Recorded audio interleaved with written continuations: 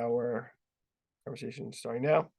Anyone can unmute themselves and let us know sort of what was the Industrial Revolution. Has anybody ever heard this phrase before? Can anybody sort of give us a little indication of what it was?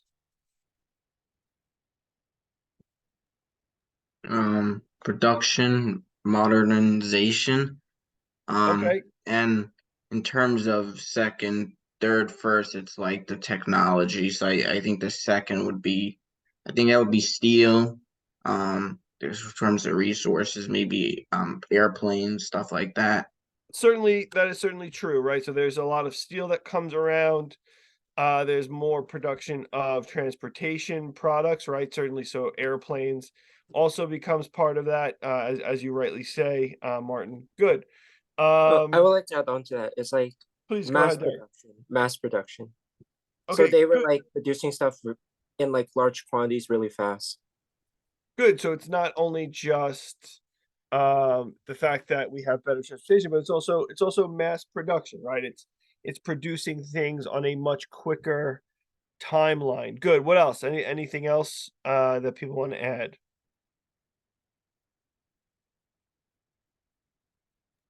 Isn't this like the beginning of like factories and unions? Excellent. So part of it is also, and we'll talk a little bit about that this evening, sort of the growth of unionization and labor representation. Absolutely. Very good. So let us then turn our attention to the Industrial Revolution. So on your screen now, you should see the sort of three phases of the Industrial Revolution.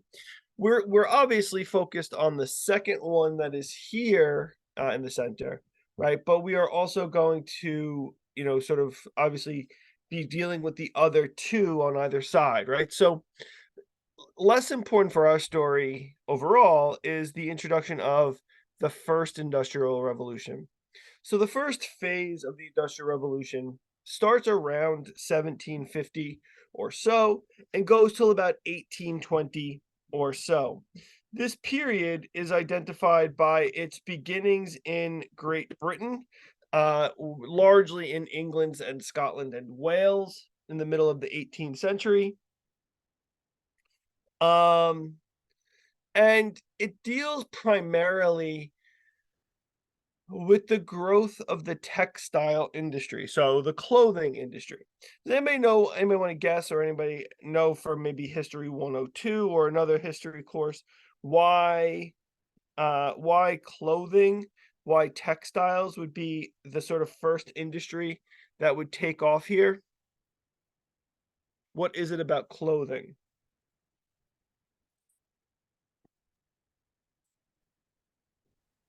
I'm taking a guess. Isn't it like it was a sign of wealth?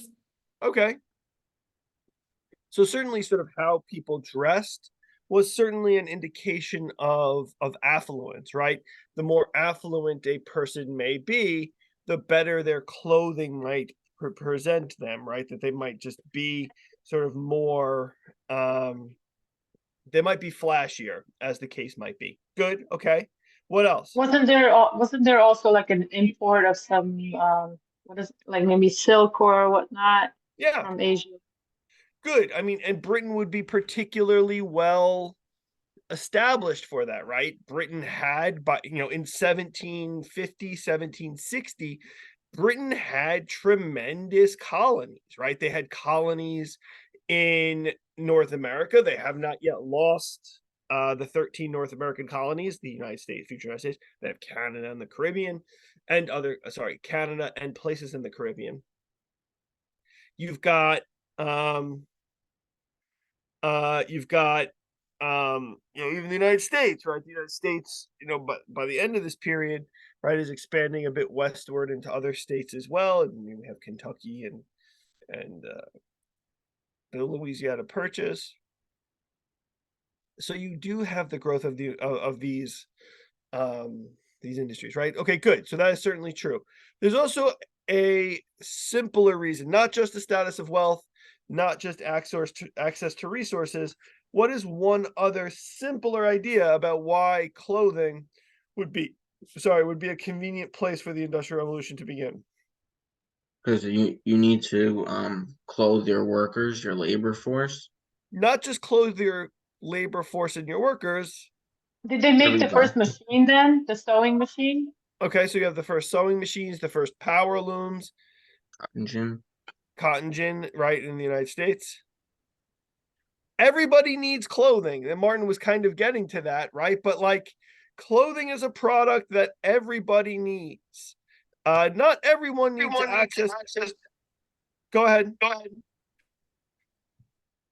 Not everyone needs access to a railroad. Not everyone needs access to all these other products, right? But everybody needs clothes. Good.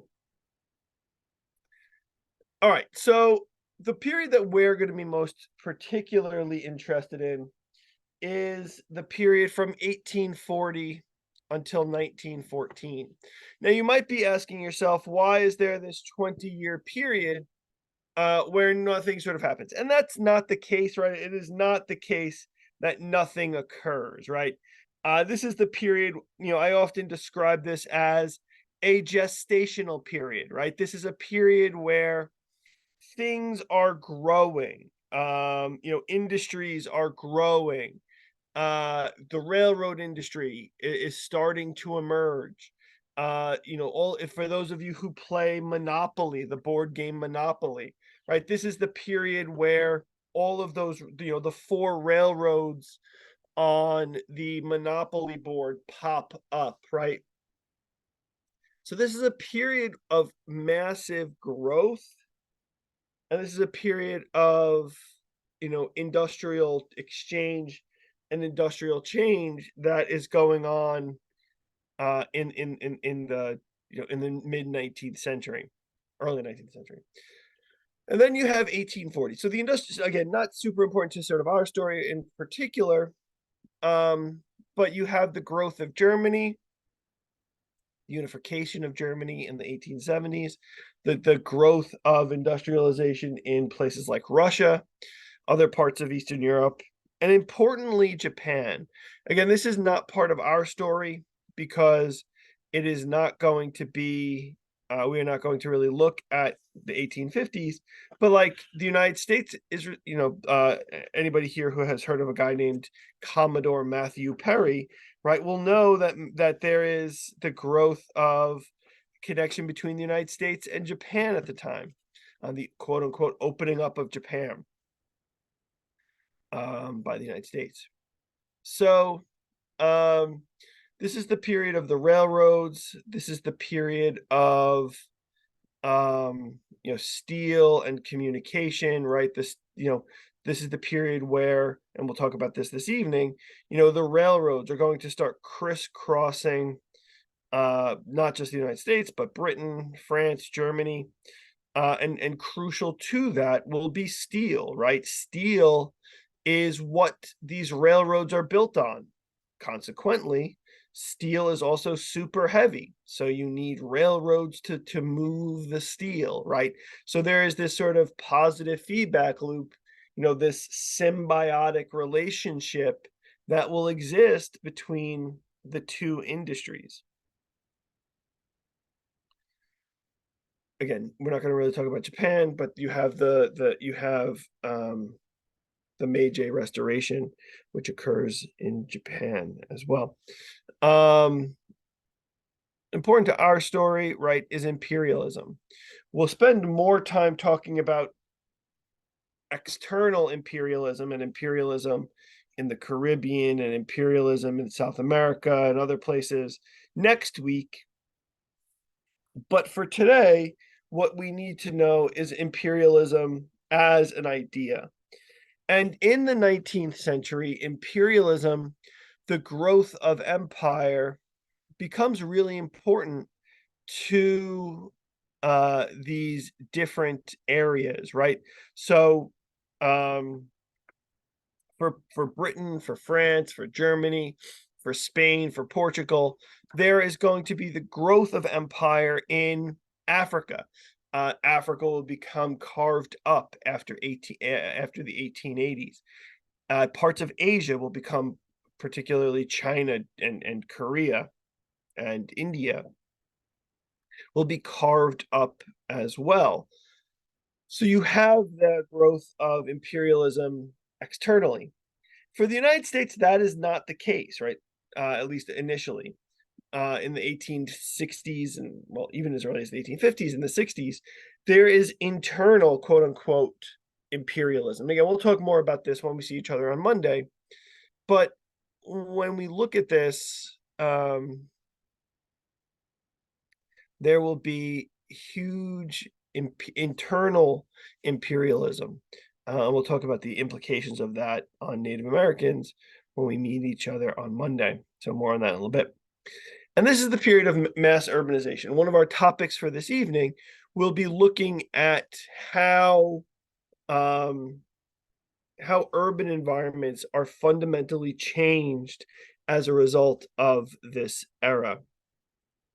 Cities such as New York and Chicago, Boston and Philadelphia will be transformed fundamentally by the growth of the Industrial Revolution and the changes that it brings. Again, we'll talk more about this in the coming weeks, but the other aspects of industrialization are from 1945 to the present. When industrialization moves outside of North America, Britain, France, Europe, and goes to other parts of the world. Again, we'll talk more about that when we get there chronologically. So I guess before we move on, are there any questions so far about industrialization, the phases of the Industrial Revolution, anything in terms of that? Great. Okay.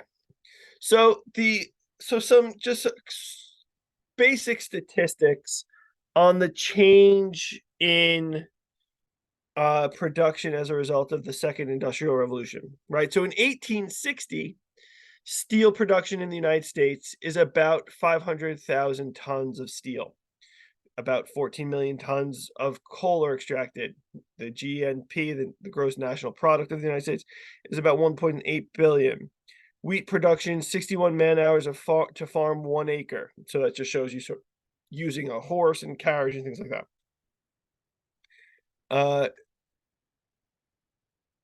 Jump, a little bit, right? We start to see changes. By 1884, there's 100 million tons of coal extracted. So in 24 years, that number has increased quite substantially. It goes, and by 1900, so 40 years later, instead of 61 man-hours to farm an acre, it goes down to 3 hours to farm 1 acre. Gross national product has nearly, gone up by 8 times or so. So you can see this huge change in American production in a relatively short period. Again, I'm just trying to show you, these different pieces. Other areas of economic change. So it's probably easier for me to show this in a full screen here. Okay, so from 1870 to 1920, the changes that go on across the United States. So, in terms of numbers of farms, in 1870, there are 2.7 million farms. And the number of acres farmed is 408 million acres. Bushels of wheat, 254 million bushels of wheat. You jump 30 years, that number of farms has gone up quite substantially, more than doubled. The land under farming more than doubles. And the amount of wheat produced more than doubles. Again, again, by 1920, the numbers go up still yet again. Now, you might ask yourself, this guy's just talked about urbanization and factory growth. Why then is there such great growth in farm production? Does anybody have an answer to that? Why is the amount of land being farmed increasing in spite of urbanization and industrialization? Martin, go ahead. Because the population in the cities are growing, so you need to sustain them. Excellent. It's because of the amount of population growth, right? There is a huge need for more and more people to there's more and more people, they need to eat food, and the farm production has to sort of keep a pace with that. Excellent. Very good. And then in terms of millions of people in factories, right? 1870, 2.5 million. 1900, it goes up by about 2.5%, 2.5 times. So that you are now at 5.9 million. And then in 20 years later, that almost again nearly doubles, right? So again, you have this expansive change that is going on here, in again a very short period of time. Again, we could keep going sort of through these numbers. 1870, about half of the population is working on farms. By 1920, 50 years later, that number is nearly half of what it was. Number of people working in factories goes from about 29 million in 1870 to, sorry, not million, 29% to about 44%. So not quite double, but increased by 80% or so. Again, huge changes going on. The part,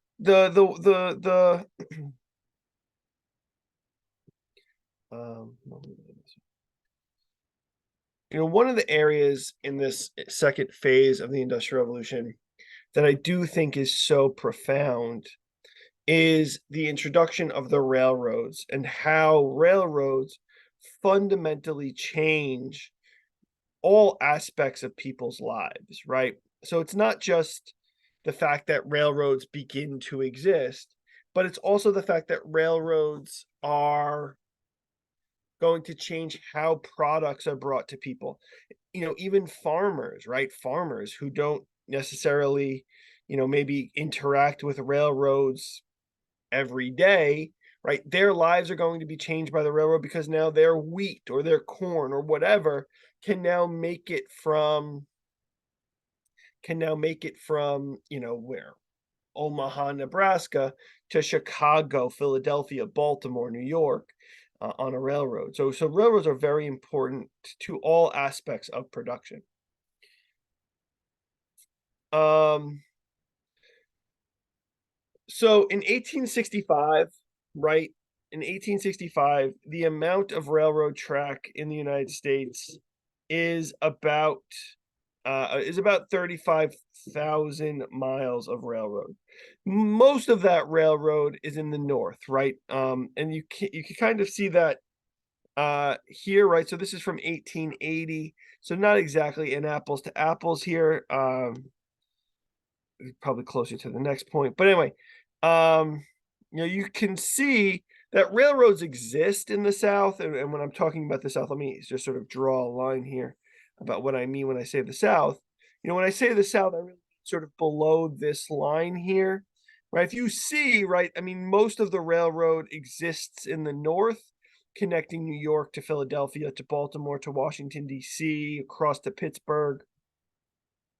Railroads exist in the South, but maybe, but not, less concentrated per se. Anyway, so you can see that if we look, in 1865, there are 35,000 miles of track across, 35 miles of track across the United States. In 25 years, right, that number goes up to 167,000 miles of track, right? That is an increase if we do it on a multiple scales, right? I mean, that is a number of what? 6 times, right? And again, in a very, very short period of time. And then again, between 1890 and 1900, that number goes up again by another 25,000 miles of track. So this growth, I think, is so important to the to the change that we are going to be discussing this evening in terms of urbanization, access to land, etc., etc. So the fact I have on the bottom of the page there, I think, is an important one. If only 66,000 miles of new track were laid, this would allow for 6 continental railroads with simultaneously operating opposite trains and 10 railroad lines operating north and south with the same capability. So that's only if 66,000 miles were laid. But in this period, right, from 65 to 1900, that 35-year period, you've increased it not just 66,000 square miles, 66,000 miles. You've increased it by, nearly, well, certainly double that, right? Certainly more than 132 square miles, 132 miles, but even greater than that, right? So you're talking just huge, expansive capability of railroad production. This is the number of miles built over the course of this period, right? So again, if we just sort of zoom in here, so if you start around 1840, there's less than 1,000 miles of track being laid, and through the 1840s and into the 1860s, right, you start to have, 10, a couple of thousand miles of track. But then look what happens by 1880. The number skyrockets. Okay, there's a blip here in the middle. Skyrockets again. So over 12,000 miles of track on an annual basis. To the point where you get to the Great Depression in the end of the 1920s, and that number drops and sort of stagnates, so on. So you can see again, right, the sort of crazy change that is happening directly in the period that we are discussing, right after the Civil War, up until around 1900 or so. Any questions about that? Okay.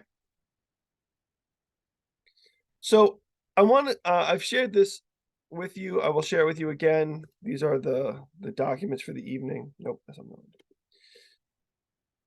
So I'll put it in the chat.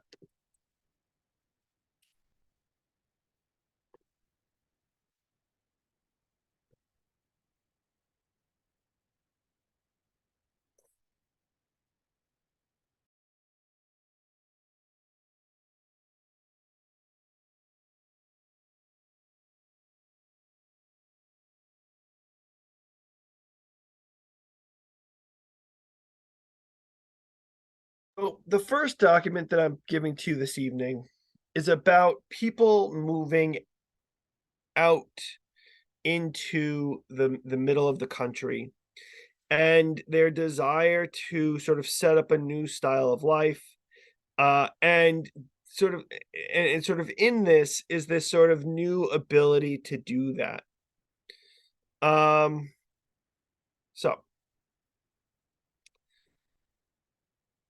So this is a document from the Jorgensens, who move out to Montana in the early 1900s, so just in the period that we are discussing.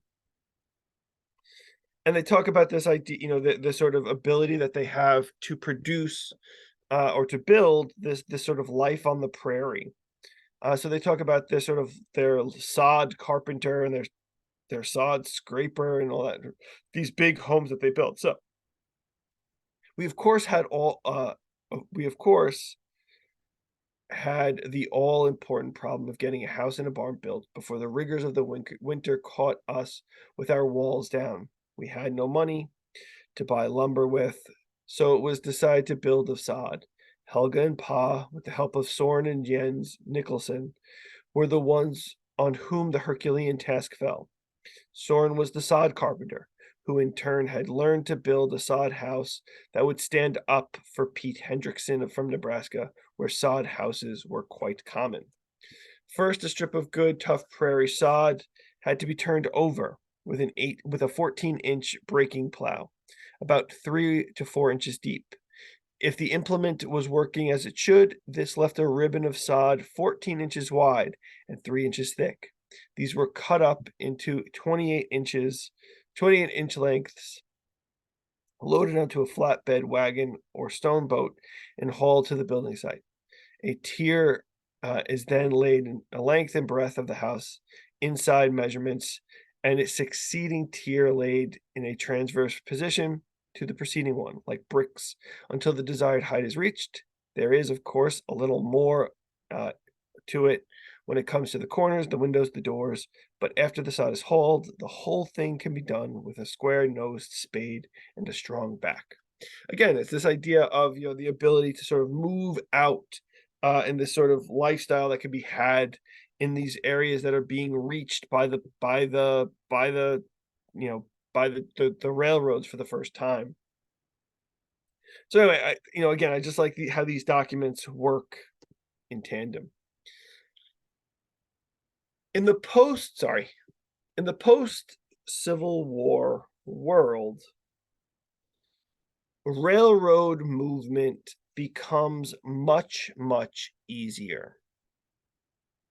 As we've said, it's not just the fact that there are new railroads. There's not just the fact that there are thousands and thousands of miles of more track, but railroads also become phenomenally more safe to travel in.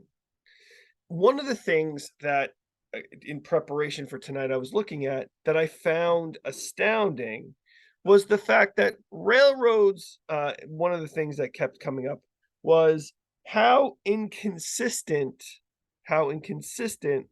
railroad brakes were, right? It kind of caught me off guard, and again, I've read this before, and I guess I never really thought about it again, but, like, railroad brakes failed frequently, in the 1800s. So it was not until George Westinghouse, again, in the 1870s, comes up with air brakes that make the reliability of your train stopping more consistent. Again, an astounding idea. But this also means that trains can be longer, that trains can be that more cars can be attached to the back of a train. So it makes it more consistent and better, better for people.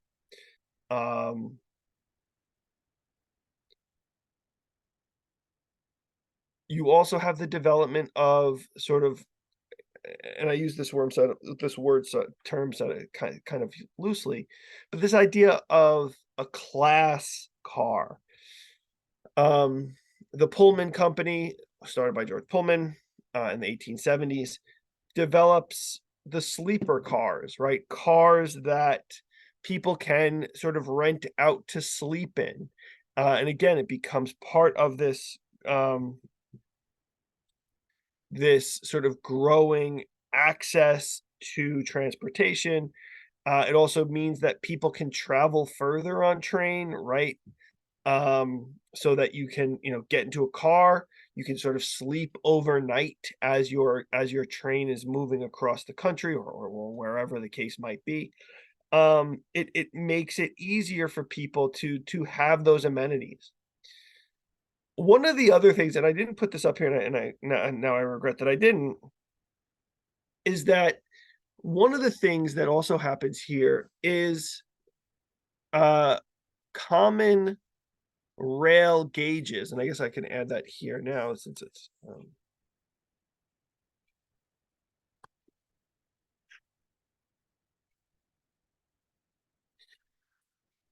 before the 1880s, if you were taking a railroad across the United States, you would have to get off that train very frequently.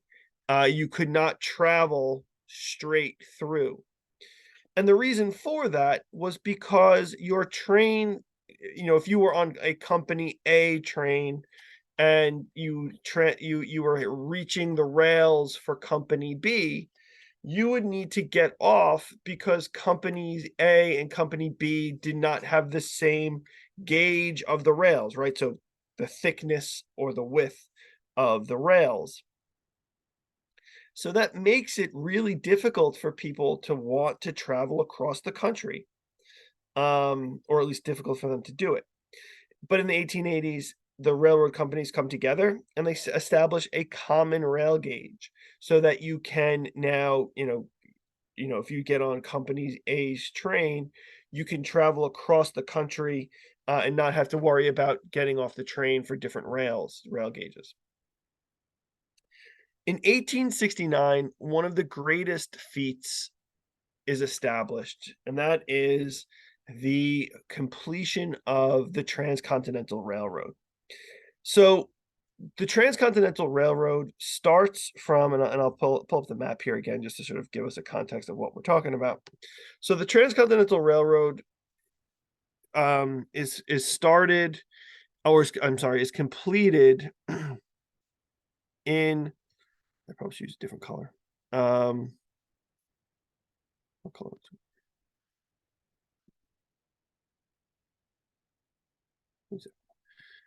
So it connects so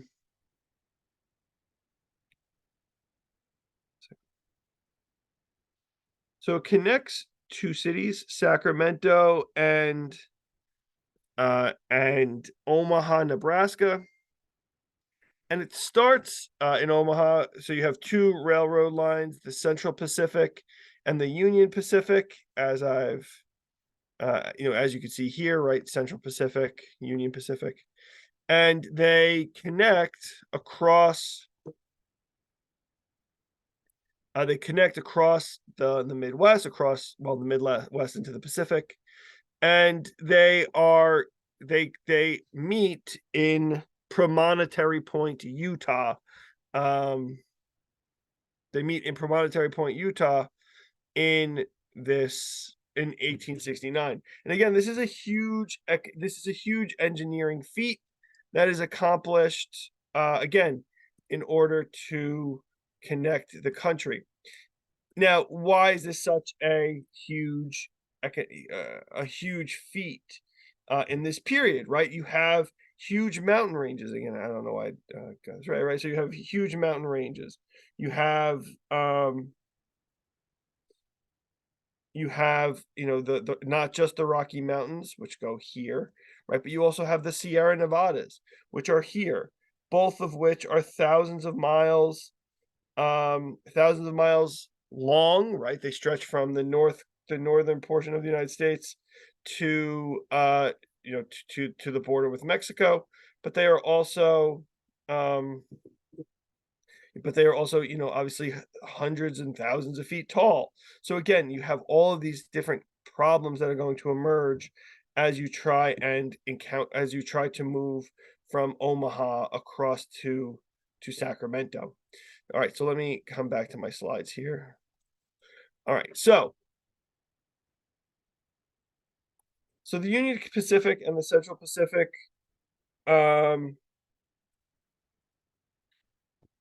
emerge here, right? And their goal is to again connect the different portions of the country in order to sort of make this an incentive, right? The United States government, this is right after the American Civil War. The American Civil War has sort of cost what did we say a couple weeks ago? A couple $1 billion that the United States government didn't necessarily have. So so the United States, needs to make an incentive. And one of the things that the United States government has, as you can see from this map, is land. So the United States offers the Union Pacific and the Central Pacific railroads 640 acres of public land for every mile of track laid. This number changes based on mountainous land versus flat land, but whatever the case might be, this again is something that gives the incentive to the different companies to build these railroads. Okay, so we've talked about transportation. I don't feel like there's much needed to say there. But what are some of the other major changes that occur here. Communication. Communication. So, Ellen, can you tell us a little bit about how communication might change here? Before they use to have telegraph, it might take time before we receive a telegraph. There is to type communication if you need to send a message to someone. But Good. after that, we have the telephone line. Good. Yeah, even before that, right? I mean, even before the telegraph line, you know, you're talking about like, you know, basic postal service. You know, you have the Pony Express, as it were, you know, transferring and moving people the across the country. You know, or not people moving communication across the country. So and that was extremely expensive. I mean, this is not something that we're going to really go into, but postage, sending a letter from New York to, you know, even as close as like Baltimore could be an exceptionally high amount of money because, you know, you're trying to rely, you know, it was based on the weight of the package. It was being carried by a horse and a guy. So it was an expensive endeavor. But if you know, by the time we get to the railroad, now you can throw your postage in a railroad car and it can travel very quickly and reliably. And then as Adeline rightly says, you know, once we get the introduction of the telegraph cable and then ultimately the telephone cable, it becomes even easier.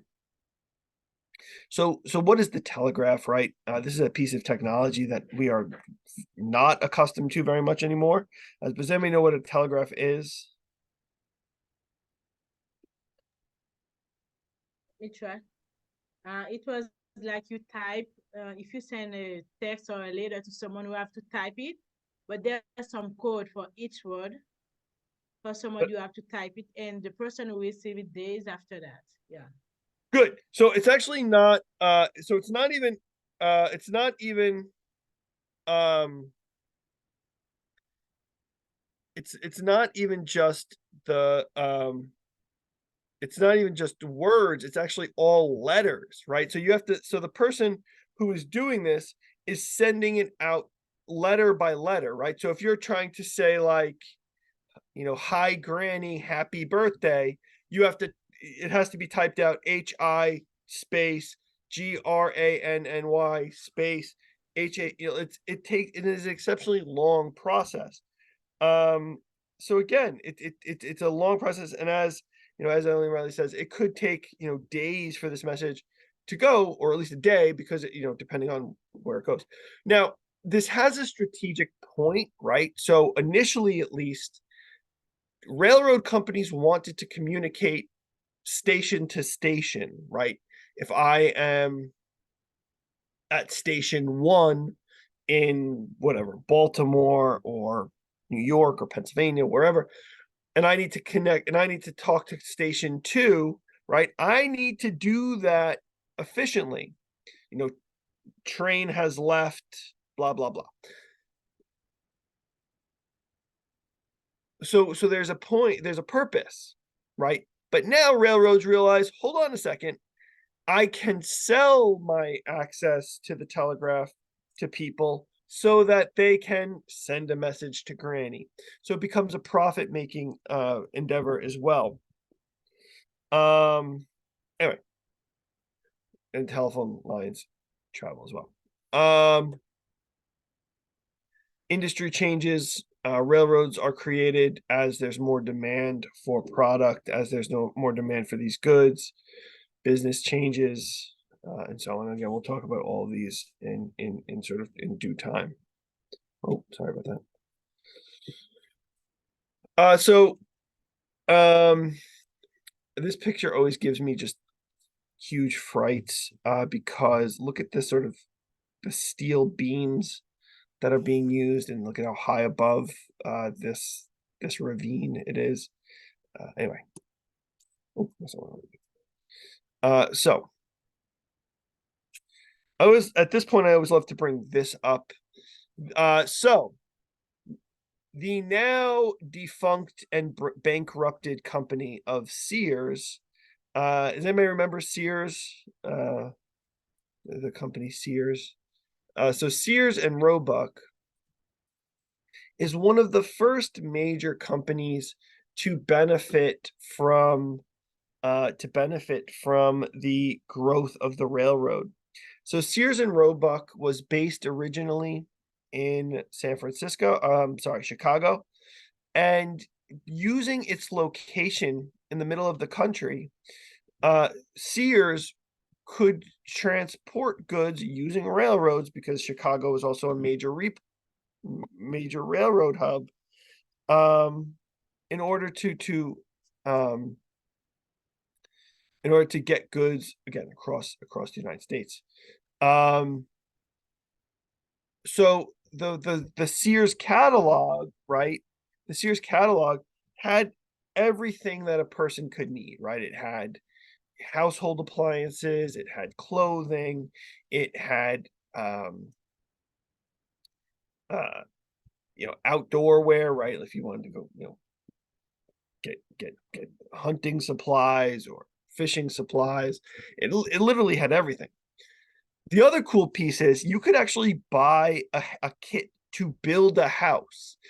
So you could order in the magazine, you wanted this style of house, and they would ship you all of the materials for your home with all of the sort of wiring and all of the wood pre-cut so that you could just sort of put the home together, nailing it and screwing it together when it got to you. So my wife's uncle lives in a home that was a Sears built home. And one of the things, there's some sort of cool oddities to it you can add on, things like that. So in the middle of his living room, so his living room has hardwood floors, but in the middle he has a carpet over it, which a lot, I have carpet in my living room, whatever, people have carpet.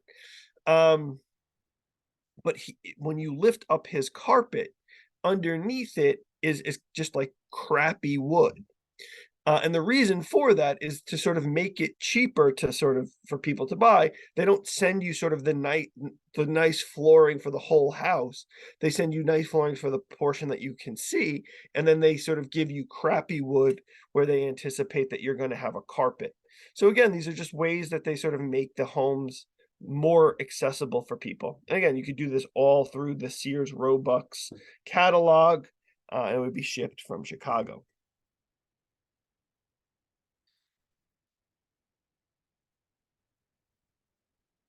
You do not need to copy this whole slide down, to sort of know that it's there.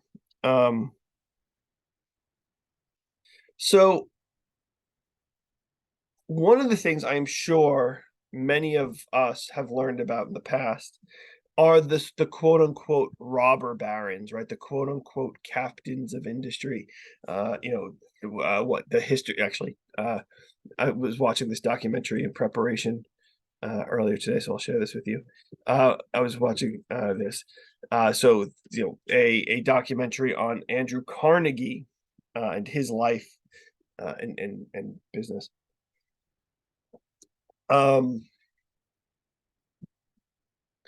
So, I'm sure we've all heard of people like Andrew Carnegie, John D. Rockefeller, and others. Cornelius Vanderbilt, J.P. Morgan, and their sort of rise to wealth as a result of the Industrial Revolution, right? Cornelius Vanderbilt as the railroad captain, John D. Rockefeller as the oil captain, Andrew Carnegie and his steel. Part of this, right, is their ability to take over the different markets and take over the different industries in this period. So what do I mean by that? So if you so there are two, I think I have it on the next.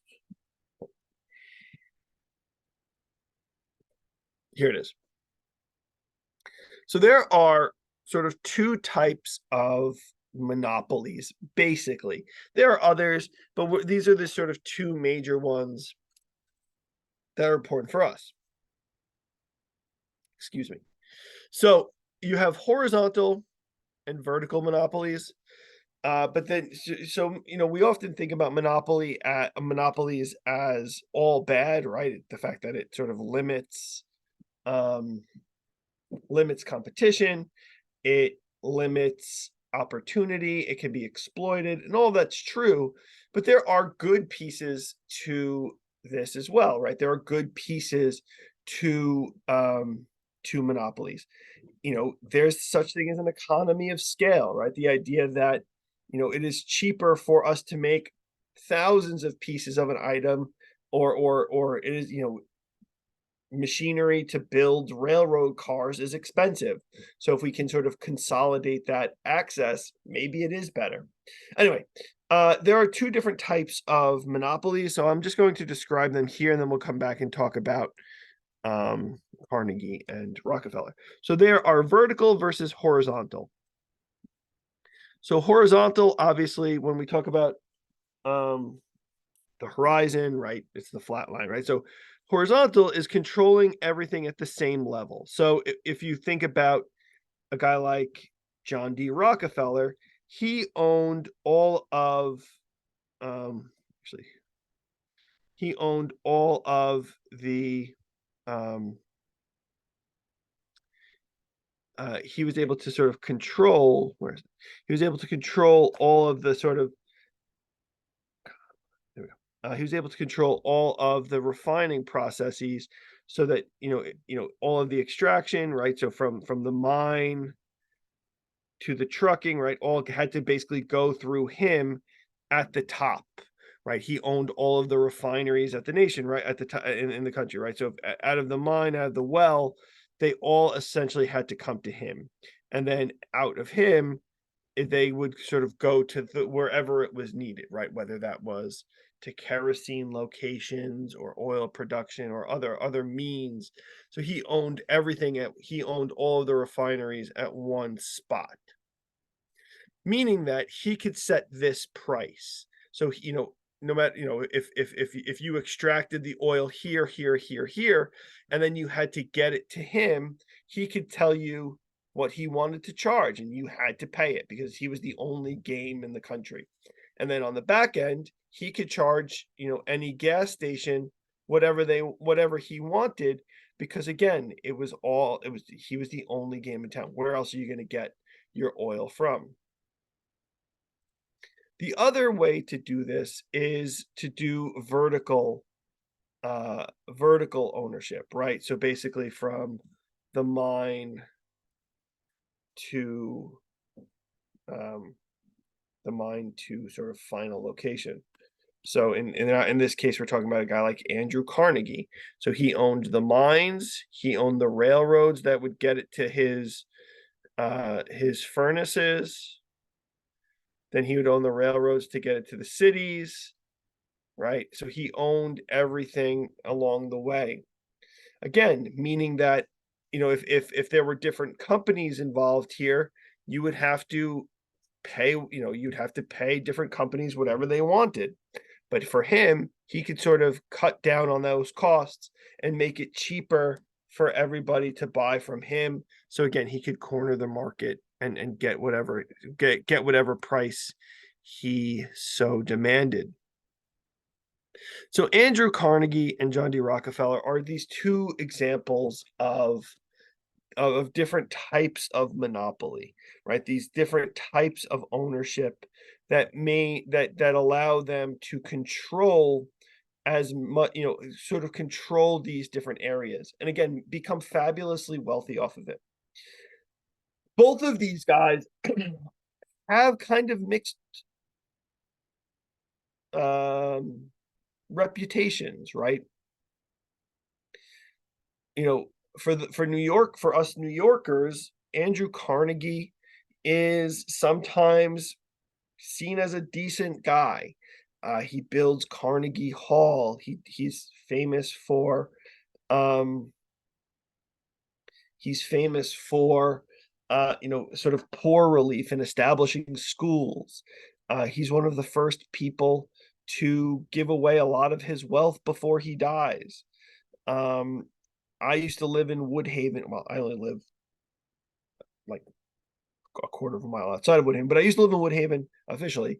And my local library was built by with some of the money from Andrew Carnegie's estate in the early 1900s.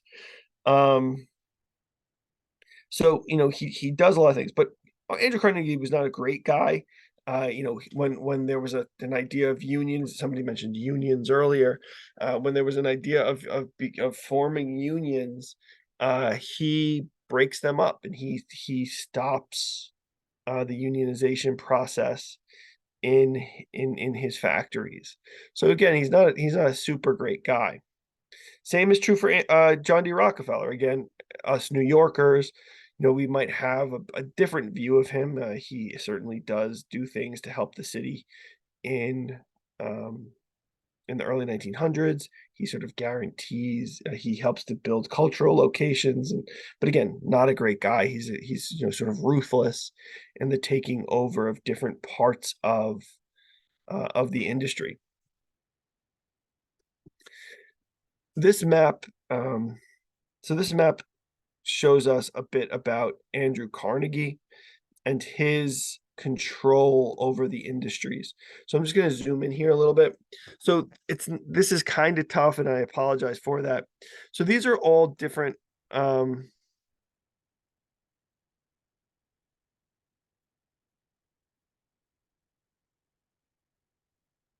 So I'll ask the question: didn't they do nice things in order to seem nice or good in the society? And that's true. There's sort of this sort of PR spin on it that they are trying to do, and that and part of it is also yes. So they're doing it in that respect. They're doing it to sort of seem better, but also part of it is um, not terribly altruistic, right? One of the things that they also believe is the working class needs to be improved.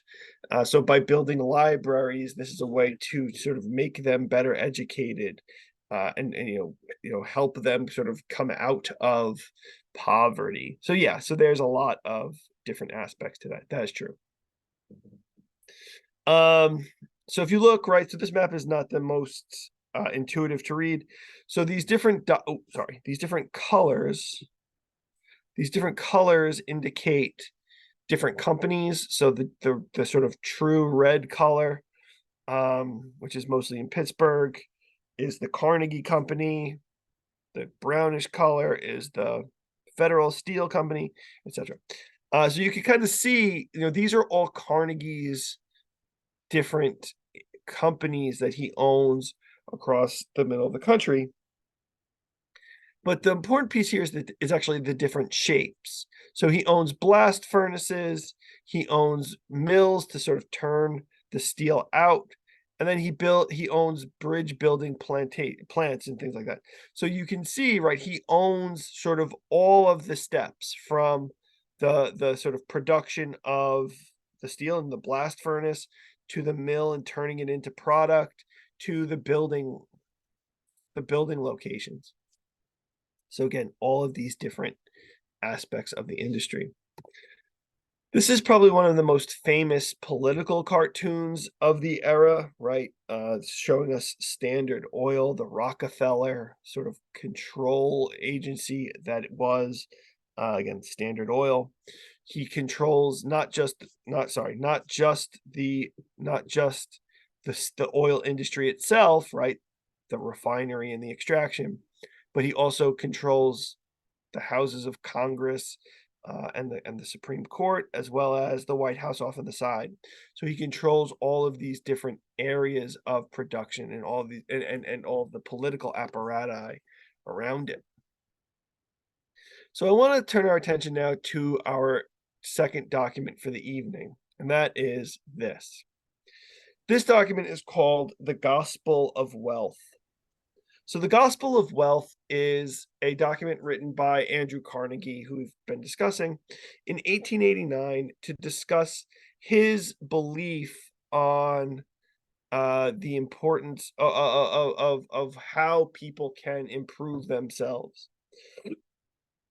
So it is now 7:31, and we've been going for about an hour now. So I'd like us to take a few moments to give people a little break to stand up and stretch their legs, but also to read this document. So I would like you to sort of read. So what is he saying about the underclasses? And then what here is he saying about sort of his responsibility to society? So I've shared the link with you before. So if you could please read the document, and we will come back in together in a few moments to Professor? discuss. Go ahead. Yes. Sorry, I couldn't open it because I don't know why. It's on Google Docs and I have tried to use my personal email, but it's not allowing me. I sent you a request. I don't know. Okay. I don't know. Yeah. Oh, Sorry. yeah, there. All right, Okay. thank you. Sorry about that. It's okay. Let me share it again. There you go. So please give that a Thank shot. you. Yep, no problem. All right, so I'm going to so it's now 7:32. Let's come back, 7:40, 7:42, something like that, to wrap up. Okay, so take a few moments now to stretch your legs.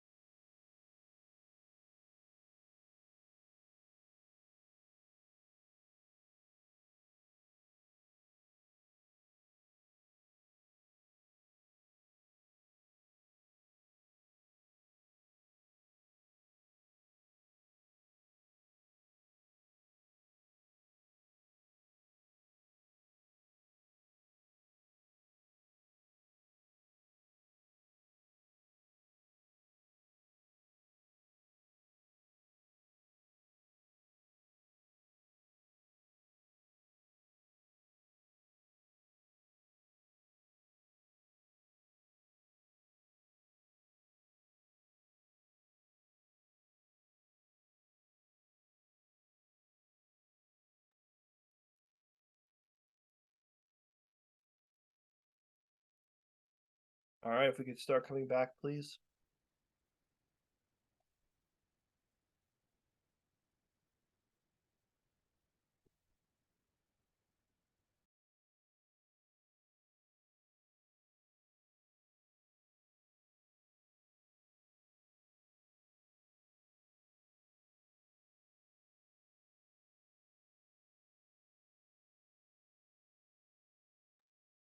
Okay, so in the first paragraph, right? So let's talk about the document shared, right? Um, Andrew Carnegie's The Gospel of Wealth. So what is he trying to say here about society, and then sort of what does he say about in the second paragraph about sort of the obligations that those with money have?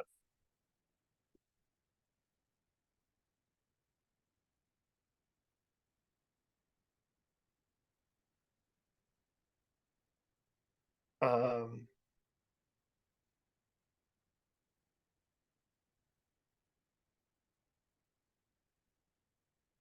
Shanice, go ahead, please. Yeah, so he's basically saying that it's the problem is like how the wealth is being distributed throughout I guess you could say the population. Like those who have should be willing to give to those who don't, essentially. Sorry. Yeah, that's a good point, right? That those who have should be able to give to those who don't, right? Um, and even, he's even going a little bit further, right? That sort of society, well, sort of going back to this idea of society in the in the late 1800s was the best that society had ever been, right? The good old time, and I'll highlight the section I'm going to read here. The good old times were not the good old times. Neither master nor servant was as well situated then as today. A relapse to the old conditions would be disastrous to both, not the least so to him who serves, and would sweep away civilization with it. But whether the change be for good or for ill, it is upon us, beyond our power to alter, and therefore to accept and made the best of it. Again, this idea that we are, so those are not the best times. The old conditions have given way to the new conditions. Um, and then as Shanice very rightly says, right, this idea in the second paragraph of the they who have needing to give to they who do not. So he says in bestowing charity, the main consideration should be to help those who will not help themselves. Or sorry, who will help themselves, to provide part of the means by which those who desire to improve may do so, to give those who desire to use the aids by which they may rise to assist, but rarely and never do all. Right. So again, this idea that we give to those who are going to try and better themselves, give to those who are going to improve, who want to better themselves, not just those who are taking handouts. So again, he's pointing out the sort of significance of this sort of, give they who help themselves, they who will try to improve deserve the money, right? And again, I think that was part of the point that was brought up earlier, this idea that for many of these robber barons, these guys, their desire was, yeah, to look better for society, but also to sort of try and help those poor folks better themselves. So let's look at sort of what was going on and why people needed assistance. So for the workers who lived in these environments, their wages were very, very poor. By the time you're looking around the 1880s, people are making very little money in terms of real wealth. So the average salary was between $400 and $500 annually, while if you sort of take poverty rates today and sort of went back in the de-inflationary model, the poverty level would be somewhere around $600. So the average wage for an average worker was $100 to $200 less than what poverty levels would be in an equivalent situation. So you're talking here of people making very, very poor money and with very little ability to survive, right? Um, so anyway, so you have this um you have these people making just very little money for their lifestyles. Along with that is the fact that there's no real job security. And I think this is, again, something that maybe a lot of us can relate to in our own lives. The idea that we are completely expendable, right? I could say that knowing that I am completely expendable, right? The idea that there is, no security in our job in a lot of jobs.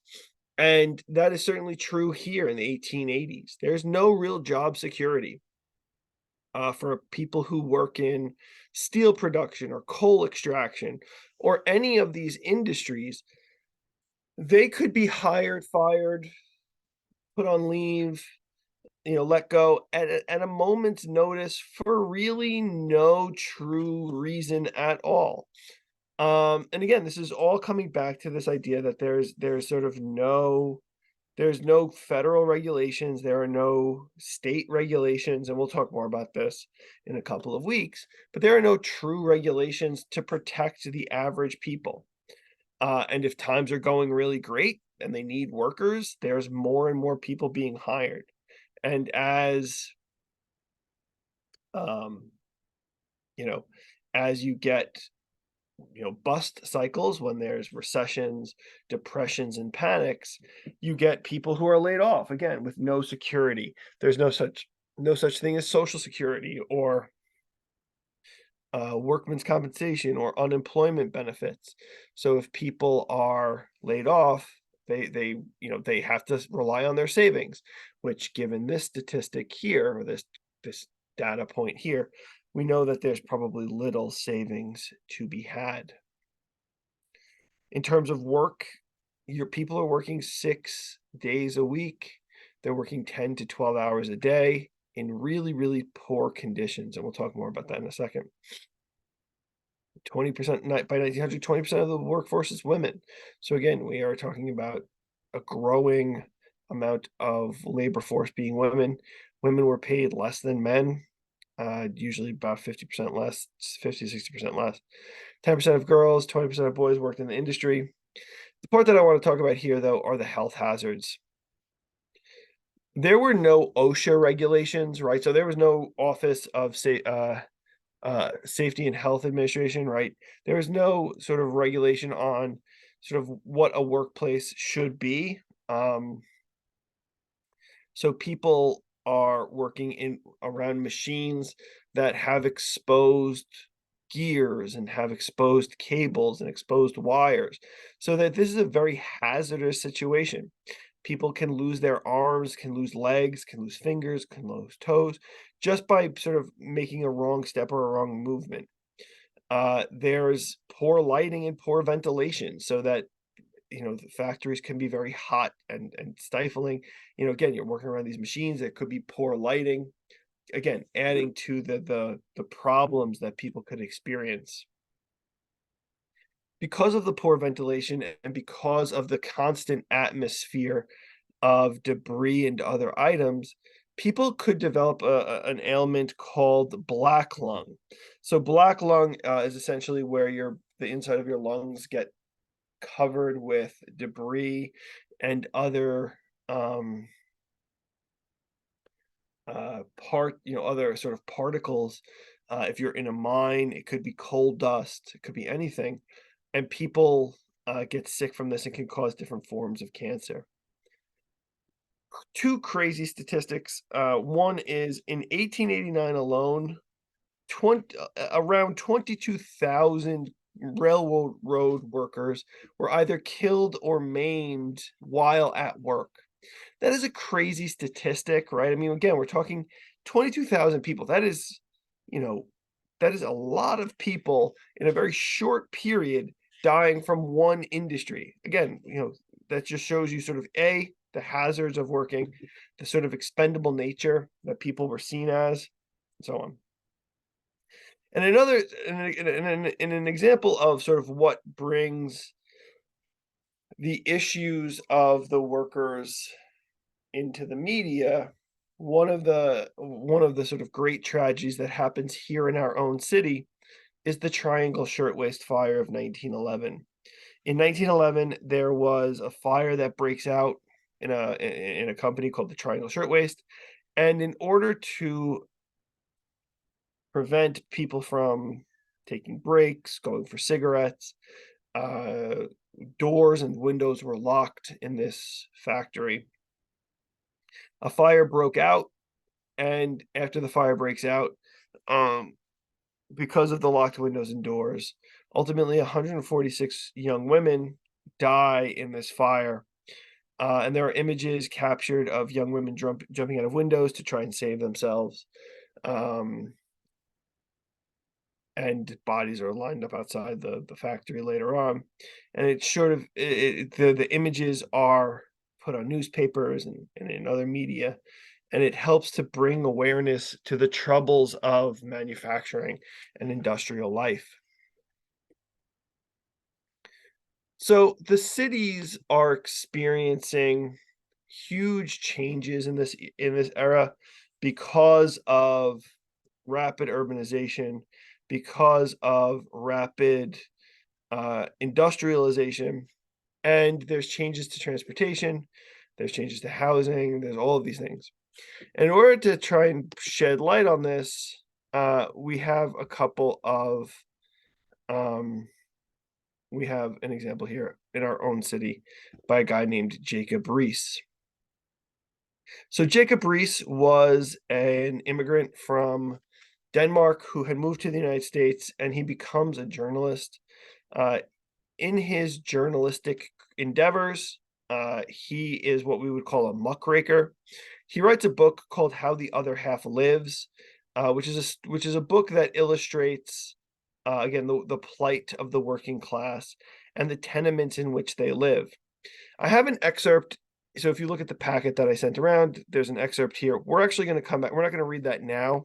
We'll look at that when we look at the progressive era in 2 weeks. So that'll be somewhere else. But anyway, what I want to show you here is sort of what the conditions people are living in. So this is an image of that appears in his book. It's an alleyway behind a row of homes. You can sort of see just a whole bunch of faces sort of plucked throughout this image, laundry sort of strewn around. Again, this just shows you sort of the overcrowded nature of the place in which people live. This is also another sort of important image. So this image is an image of what sort of a cross section of what the homes might look like. Has anybody here ever been to the Tenement Museum in Lower Manhattan? So there's a museum in Lower Manhattan in Soho called the Tenement Museum. The museum has basically bought up one street in Lower Manhattan, and they have these old tenements that they've turned into museums where they recreate the lives of people who actually lived in those apartment buildings. They do archival research to find out as much as they can, and they produce really great exhibits. I haven't been there in a number of years now, but from what I remember, it's I highly recommend it. Anyway, it sort of shows you the lives that these people lived in these really cramped environments. In the early 1900s, the Lower East Side of Manhattan was the most densely populated area in the world, right? It was the most densely populated area in the world, surpassing places like Mumbai and Rio de Janeiro today, right? Which are two very, very densely populated areas today. You know, Rio de Janeiro has like 13 million people in the city, right? So you're talking about an area that is just very, very densely populated. So if you walked into these tenements, right? If you came into the home, you would sort of so the homes, right, would all sort of be based around this main hallway. And then when you went into, one tenement, right, they would have a living room, a little parlor area, one bedroom, same thing for the others. And there would be communal bathrooms. Um, there would be air shafts where the windows would face into, again, to try and get some breeze. These are just very densely populated, 12 apartments in a very small home, 12 families living in a very confined area. So whenever anything, whenever a disease comes through, whenever a person gets ill, these sicknesses travel very, very quickly throughout. And now we're not, again, we're not really talking about, sort of small families. We're talking about families that could be quite large. So this is one image of a family, right? A mother and a father, and their 5 children, 6 children. There's a child here that's kind of cut off. So again, you can see sort of how densely populated this is, and the number of people living there. You've got what, 2 beds, but there's 2 people in this bed, presumably multiple would sleep here. This is also another really famous image that is shown for this era, where you've got shift workers. So this is one example of a tenement where people would sort of share the home. There are mattresses pretty much everywhere. And shift workers would basically rent by the hour. So you would sort of, one group of guys would come and sleep from, let's say, 10 o'clock till 6 o'clock in the morning. They would wake up, and another group of guys would come in from 8 o'clock in the morning until 6 or 7 at night, leave, and then start the whole process over again. So it was sort of rotating beds, people just sleeping where they could. And then you have, I got another image of just young boys working in the factories, working, wherever they could. There's one other image I wanted to show. Here you go. So this is Baxter Street Court in Lower Manhattan. So this is, again, just another image of the sort of cramped nature. Why I like this image so much is if you look across here, you see all the different clotheslines. So that are coming out, one here, one across here, right? Again, just shows you sort of how many different apartments there are, how many different families there are doing laundry, and so on. I want to hold off here because the next big thing that we're going to talk about is the impact on Native Americans. And that is going to be so that'll be our conversation next time. So I do want to just hold off on that for a little bit. And again, we'll come back to this in a couple of days. So I want to stop sharing here. Oops, sorry.